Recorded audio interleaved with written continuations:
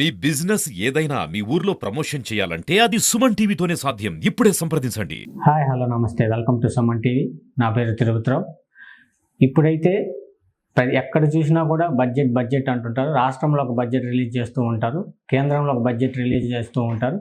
ఈరోజు ఫిబ్రవరి 1 నిర్మలా సీతారామన్ గారు పార్లమెంట్లో అయితే బడ్జెట్ రిలీజ్ చేస్తూ ఉన్నారు. అసలు బడ్జెట్ అంటే ఏమిటి అనే దాని గురించి 2 ముక్కల్లో అయితే తెలుసుకుందాం. ఇప్పుడైతే మనతో పాటు ఉన్నారు TRR degree college government lecturer అయినటువంటి శ్రీనివాసరావు సార్ గారు అయితే మనతో పాటు ఉన్నారు. నమస్తే సార్. నమస్తే అండి. సార్, చాలామంది బడ్జెట్ అంటుంటారు, కానీ బడ్జెట్ గురించి అయితే సరైన అవగాహన అయితే ఉండదు. బడ్జెట్ అంటే ఏంటో 2 ముక్కల్లో చెప్పండి సార్. నమస్తే అండి. నిజానికి ఇది చాలా మంచి ప్రశ్న.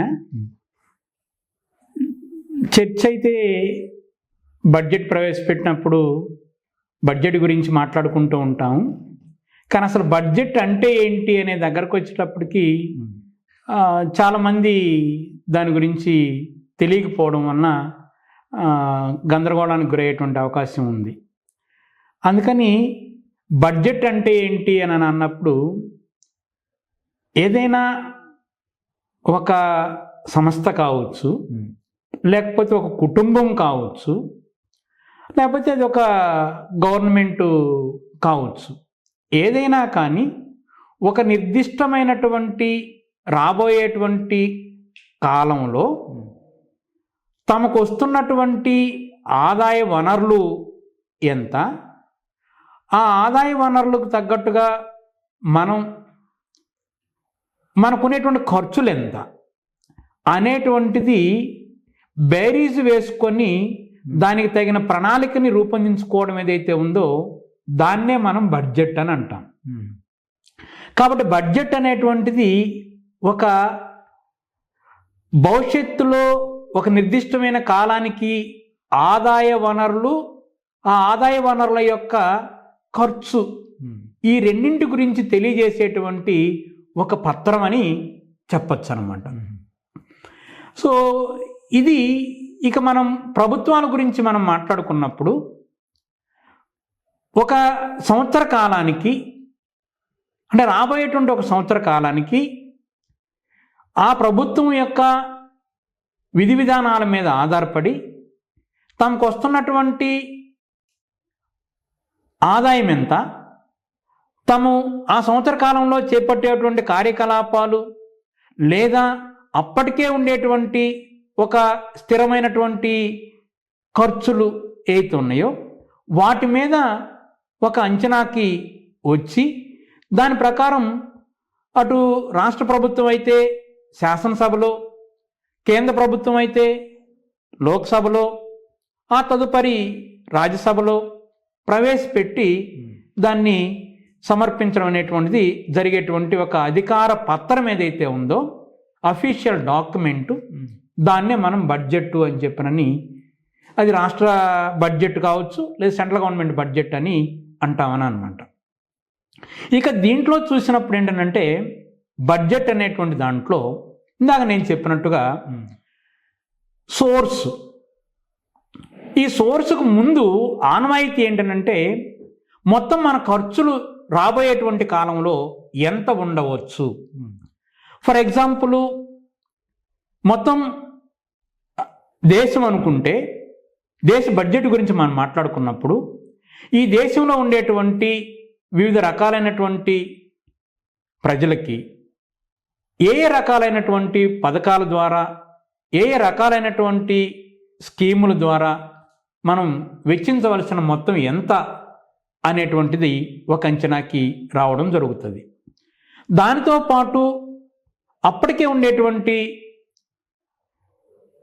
సెంట్రల్ గవర్నమెంట్ కావచ్చు, లేదా సెంట్రల్ గవర్నమెంట్ అండర్టేకింగ్ ఉండేటువంటి దాని కింద ఉండేటువంటి ఉద్యోగస్తులు ఎవరైతే ఉన్నారో ఉద్యోగస్తుల యొక్క శాలరీస్, తర్వాత రిటైర్డ్ ఎంప్లాయీస్ ఎవరైతే ఉన్నారో వాళ్ళకు ఉండేటువంటి పెన్షన్, వీటన్నిటికి సంబంధించి ఎంత అవసరం అవుతుంది అనేది ఒక అంచనాకు రావడం. అలానే వివిధ స్కీముల కింద ఎంతెంత అవసరం అవుతుంది, అప్పటికే చేపట్టినటువంటి కొన్ని డెవలప్మెంట్ యాక్టివిటీస్ ఏవైతున్నాయో వాటికి ఎంత అవసరం అవుతుంది, కొత్తగా ఏదైనా చేపట్టాల్సి వస్తే ఆ చేపట్టవలసి వచ్చినటువంటి వాటికి ఎంత ఖర్చు అవుద్ది అనేటువంటిది మొత్తం ఖర్చుని ఒకవైపు అంచనా వేయడం అనేటువంటిది జరుగుతుంది. మరోవైపు ఈ ఖర్చుని మీట్ కావాలి అనేటువంటిది ఇంకొకటి. సో ఈ మీట్ కావాల్సినటువంటి ఈ ఖర్చుకి మన దగ్గర ఇప్పటికే ఉండేటువంటి సోర్స్ ఏంటిది, అంటే ఆదాయ వనరులు ఏంటి అనేటువంటి దాన్ని చూడటం జరుగుతుంది. ఒకటి మనకున్నటువంటి ప్రధాన ఆదాయ వనరు అంటే మోడర్న్ గవర్నమెంట్స్లో ప్రధాన ఆదాయ వనరు ఏంటంటే ట్యాక్స్. కాబట్టి ట్యాక్స్ రూపంలో ఎంత అమౌంట్ మనకు కలెక్ట్ అవుద్ది, ఆ ట్యాక్స్ అనేటువంటి దాంట్లో కూడా మళ్ళీ ఇన్కమ్ ట్యాక్స్ కింద ఎంత కలెక్ట్ అవుద్ది, జిఎస్టీ కింద ఎంత కలెక్ట్ అవుద్ది, అదర్ టైప్స్ ఆఫ్ క్యాష్ కింద ట్యాక్స్ కింద ఎంత కలెక్ట్ అవుద్ది, ఇవన్నీ కూడా చూస్తారు. దీనితో పాటు ఇక ఇతర రకాలైనటువంటి అంటే ఇంటర్నేషనల్ బిజినెస్ ద్వారా కావచ్చు, లేదు గవర్నమెంట్ ఉండేటువంటి కొన్ని ఆర్గనైజేషన్స్ అయితే కంపెనీస్ అయితే ఉన్నాయో వాటి ద్వారా వచ్చేటువంటి ఇన్కమ్స్ అయితే ఉన్నాయో ఇవన్నిటినీ ఇంకొక వైపు మనము పెట్టుకున్నప్పుడు అక్కడ రెండు మన ముందు ఎగ్జిబిట్ అవుతాయి, కనిపిస్తాయి. అంటే ఒకవైపు ఖర్చు, ఇంకొక వైపు మనకు వచ్చేటువంటి ఆదాయం. సహజంగా మాట్లాడుకుంటే ఏంటంటే ఖర్చు ఏమో ఎక్కువగా ఉంటుంది, మనకు వచ్చే ఆదాయం ఏమో తక్కువగా మనకు కనిపిస్తూ ఉంటుంది. దీన్ని మీట్ కావడం కోసము తప్పనిసరిగా మరోవైపు గవర్నమెంట్ కొన్ని సోర్సెస్ని వేరే చోట నుంచి బారో చేసుకోవాల్సిన అవసరం ఏర్పడుతుంది, తెచ్చుకోవాల్సిన అవసరం ఏర్పడుతుంది. అలా అప్పుకి ఎంత చేయదలుచుకున్నారు వీళ్ళు. తర్వాత ఇప్పుడు ఉండేటువంటిది ఇంకొకటి ఏంటంటే మనకు అమౌంట్ అంటే ఎంత మనకు అవసరం అవుతుంది అనేటువంటిది వచ్చిన తర్వాత అవసరాన్ని మనం తీర్చుకోవడానికి మన దగ్గర ఎంత ఉంది అని అన్నప్పుడు ఇప్పుడున్న గవర్నమెంట్స్ ఏం చేస్తున్నారనంటే గత గవర్నమెంట్స్కి ఇప్పుడున్న గవర్నమెంట్కి ఉన్నటువంటి తేడా ఏంటంటే ఇప్పుడున్న గవర్నమెంట్లు ఈ గవర్నమెంట్కి సంబంధించినటువంటి వేరియస్ గవర్నమెంట్ సెక్టార్స్ ఏవైతే ఉన్నాయో ఆ సెక్టార్స్ అన్నిటినీ డిజిన్వెస్ట్మెంట్ చేయడం ద్వారా అంటే వాటిని ప్రైవేటీకరించడం ద్వారా ప్రైవేటు వ్యక్తులకు వాటిని దానదత్తం చేయడం ద్వారా ఇది ఇంత అమౌంట్ మేము పూలప్ చేయదలుచుకున్నాము అని చెప్పడం కూడా ఇప్పుడు మనం చూస్తున్నాం. గత గవర్నమెంట్స్లో అలాంటిది లేదు.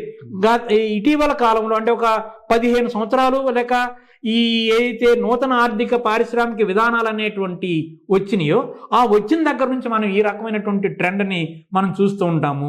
అలా డిజిన్వెస్ట్మెంట్ పేరుతోటి కొంత అమౌంట్ ఇలా వస్తుంది అని చెప్పడం జరుగుతుంది. అయినప్పటికీ కూడా ఖర్చుకి తగ్గ వనరులు మన దగ్గర లేవని అప్పులు చేయడం అనేటువంటిది అది విదేశీ అప్పులు కావచ్చు, లేకపోతే స్థానికంగా ఉండేటువంటి దేశీయ సంస్థల నుంచి తీసుకున్నట్టు అప్పులు కావచ్చు, ఇట్లా అప్పులు చేసి మొత్తంగా ఇదిగో ఈ రకంగా మేము ఈ సంవత్సరంలో ఇది చేయబోతూ ఉన్నాము, మా పథకాలు ఇవి, ఆ పథకాల కింద ఖర్చు అవుతుంది, ఈ ఖర్చును మేము ఇట్లా పూలప్ చేస్తూ ఉన్నాము, ఇంత మేము అప్పు చేయబోతున్నాము అని దాన్నే మనం ఏమంటామంటే రూపాయి రాకడ రూపాయి పోకడ. అంటే ఒక రూపాయి మనకి ఏ సోర్సెస్ ద్వారా వస్తుంది, ఆ రూపాయిని మనం ఎలా మేము ఖర్చు పెట్టదలుచుకున్నాము అని చెప్పేటువంటి ఒక అధికార పత్రం ఏదైతే ఉందో ఆ పత్రాన్నే బడ్జెట్ అని చెప్పడం జరుగుతుంది. దీని ద్వారా ప్రభుత్వం యొక్క విధి విధానాలు తను ఎన్నికల సందర్భంలో ఇచ్చినటువంటి వాగ్దానాలు కావచ్చు, లేదు ఆ తర్వాత తను దేశాభివృద్ధి కోసం తీసుకున్నటువంటి వివిధ రకాలైనటువంటి పథకాలు కావచ్చు, విధానాలు కావచ్చు, వాటిని మేము ఎలా అమలు చేస్తూ ఉన్నాము, ఎన్నికల వాగ్దానాలను ఎలా అమలు చేస్తున్నాము, ఎలా దేశాన్ని అభివృద్ధి వైపు తీసుకెళ్తున్నాము అని చెప్పుకోవడానికి వాళ్ళు ప్రవేశపెట్టేటువంటి ఒక అఫీషియల్ డాక్యుమెంట్ ఏదైతే ఉందో that document is called budget. Sir ఒక్కసారి బడ్జెట్ రిలీజ్ అయిన తర్వాత ఎవరెవరు ఆమోద ముద్ర పొందాల్సి ఉంటుంది సార్? ఖచ్చితంగా బడ్జెట్ అనేటువంటిది ప్రవేశపెట్టిన తర్వాత అంటే ఆర్థిక శాఖ మంత్రిగా ఎవరైతే ఉంటారో వాళ్ళు బడ్జెట్ను ప్రవేశపెడతారు. ఆ బడ్జెట్ను ప్రవేశపెట్టిన తర్వాత దాని మీద రాష్ట్ర స్థాయిలో అయితే శాసనసభలో, అదే కేంద్ర స్థాయిలో కనుకైతే మొదటగా లోక్సభలో దాన్ని ప్రవేశపెట్టడం అనేటువంటిది జరుగుతుంది. ఆ లోక్సభలో ప్రవేశపెట్టిన దాని తర్వాత దాని మీద ఒక చర్చ అనేటువంటిది జరుగుతుంది. ఆ చర్చ అంటే దాన్ని ప్రవేశపెట్టినప్పుడు దాన్ని ముసాయిదా అని అంటారు, బడ్జెట్ ముసాయిదా అని అంటారు. ఎప్పుడైతే చర్చ జరిగి దాంట్లో ఇంకేమైనా ఎడిషన్స్ డిలేషన్స్ ఏమైనా ఉంటే వాటిని కూడా ఇన్కార్పొరేట్ చేసిన తర్వాత దాన్ని మెజారిటీ సభ్యులుగా ఉండేటువంటి పార్లమెంట్లో ఉండేటువంటి లోక్సభ సభ్యులు మెజారిటీ సభ్యులు దాన్ని ఆమోదించిన తర్వాత అంటే 2/3 మెజారిటీ వచ్చిన తర్వాత దాన్ని రాజ్యసభలో కూడా మళ్ళీ ప్రవేశపెట్టడం, రాజ్యసభలో కూడా దాన్ని ఆమోదింపజేసుకోవడం. అయితే ఇదంతా కూడా మామూలుగానే జరిగిపోతుంటుంది, యాజ్ యూజువల్గానే జరిగిపోతుంటుంది. ఎందుకంటే గవర్నమెంట్కి మెజారిటీ ఉంటుంది కాబట్టి వాళ్ళే బడ్జెట్ని ప్రవేశపెడతారు కాబట్టి ఆ బడ్జెట్ మీద వాళ్ళ మెజారిటీ అనేటువంటిది వస్తుంది. ఈ ప్రక్రియ అయిపోయిన తర్వాత దాన్ని రాష్ట్రపతికి పంపించడం అనేటువంటి జరుగుతుంది. రాష్ట్రపతి దాన్ని ఆమోదించడం ద్వారా అది అమల్లోకి రావడం అనేది జరుగుతుంది. అప్పుడు అది చట్టరూపం తీసుకోవడం అనేటువంటిది జరుగుతుంది. అంతకు ముందు ఉండేటువంటిది ఏదైతే ఉందో దాన్ని బిల్లు అని అంటాం, అంటే ముసాయిదా అని అంటాము. ముసాయిదా ఆమోద ముద్ర పొందిన తర్వాత అది ఒక చట్టరూపం అనేటువంటిది లేక ఒక అఫీషియల్ డాక్యుమెంట్గా ఉండి అది ఖచ్చితంగా అమలు చేయవలసినటువంటి ఒక విధి విధాన పత్రంగా అది రూపాంతరం చెందుతుంది అనేటువంటిది ఇక్కడ మనం గమనించాల్సినటువంటి ఒక విషయం. Thank you sir, thank you very much sir. Budget గురించి మా సుమన్ టీవీ ప్రేక్షకులకు చాలా చక్కగా అయితే వివరించడం జరిగింది. ఇలాంటి మరిన్ని అప్డేట్స్ కోసం చూస్తూనే ఉండండి మీ సుమన్ టీవీ.